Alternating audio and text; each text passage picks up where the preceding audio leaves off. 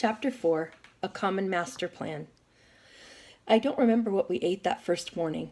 I know we stood for half an hour in cutting wind waiting to get our food. Then we took it back to the cubicle and ate huddled around the stove. Inside it was warmer than when we left because Woody was already making good his promise to Mama, tacking up some ends of lath he'd found, stuffing rolled paper around the doorframe. Trouble was he had almost nothing to work with.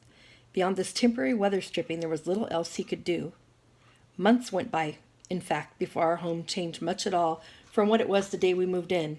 Bare floors, blanket partitions, one bulb in each compartment dangling from the roof beam, and open ceilings overhead so that mischievous boys like Ray and Keo could climb up into the rafters and peek into anyone's life. The simple truth is the camp was no more ready for us when we got there than when we were ready for it. We had only the dimmest ideas of what to expect. Most of the families like us had moved out from Southern California with as much luggage as each person could carry. Some old men left Los Angeles wearing Hawaiian shirts and Panama hats and stepped off the bus at an altitude of 4,000 feet with nothing available but sagebrush and tar paper to stop the April winds pouring down off the backside of the Sierras. The War Department was in charge of all the camps at this point. They began to issue military surplus from the First World War. Olive drab knit caps, earmuffs, peacoats, canvas leggings.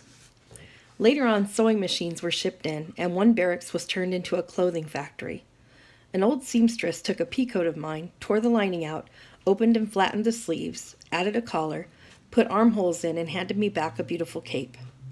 By fall, dozens of seamstresses were working full-time, transforming thousands of these old army clothes into capes, slacks, and stylish coats. But until that factory got going and packages from friends outside began to fill out our wardrobes, warmth was more important than style. I couldn't help laughing at Mama walking around in army earmuffs and a pair of wide-cuffed, khaki-colored wool trousers several sizes too big for her. Japanese are generally smaller than Caucasians, and almost all these clothes were oversized. They flopped, they dangled, they hung. It seems comical looking back. We were a band of Charlie Chaplins marooned in the California desert. But at the time it was pure chaos. That was the only way to describe it. The evacuation had been so hurriedly planned, the camp so hastily thrown together, nothing was completed when we got there, and almost nothing worked. I was sick continually with stomach cramps and diarrhea. At first it was from the shots they gave us for typhoid, in very heavy doses, and in assembly line fashion. Swab, jab, swab. Move along now. Swab, jab, swab. Keep it moving. That knocked all of us younger kids down at once with fevers and vomiting. Later it was the food that made us sick, young and old alike. The kitchens were too small and badly ventilated. Food would spoil from being left out too long. That summer when the heat got fierce, it would spoil faster. The refrigeration kept breaking down. The cooks, in many cases, had never cooked before. Each block had to provide its own volunteers. Some were lucky and had a professional or two in their midst, but the first chef in our block had been a gardener all his life and suddenly found himself preparing 3 meals a day for 250 people.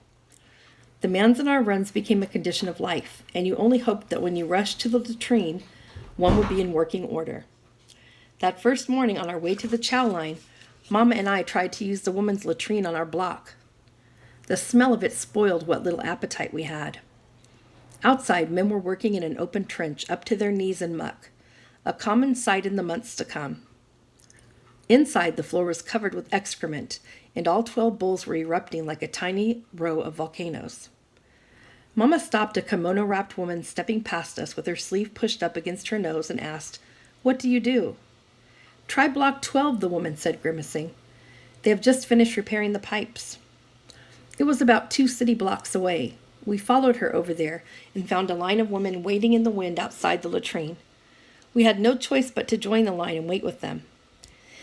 Inside it was like all the other latrines. Each block was built to the same design, just as each of the 10 camps from California to Arkansas was built to a common master plan. It was an open room over a concrete slab. The sink was a long metal trough against one wall with a row of spigots for hot and cold water.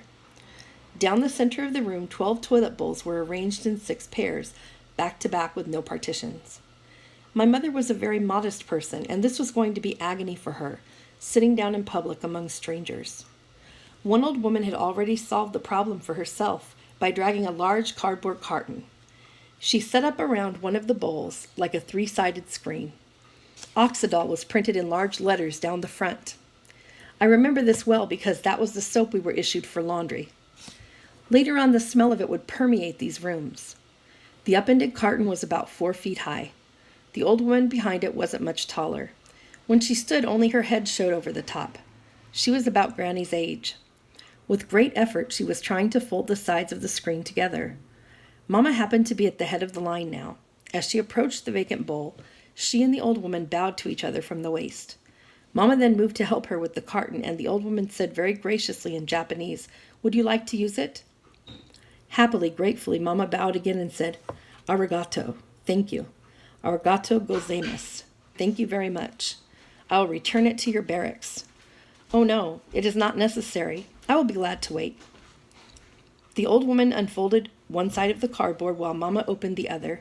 Then she bowed again and scurried out the door. These big cartons were a common sight in the spring of 1942. Eventually, sturdier partitions appeared, 1 or 2 at a time.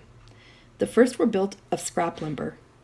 Word would get around that block such and such had partitions now, and Mama and my older sisters would walk halfway across the camp to use them. Even after every latrine in camp was screened, this quest for privacy continued.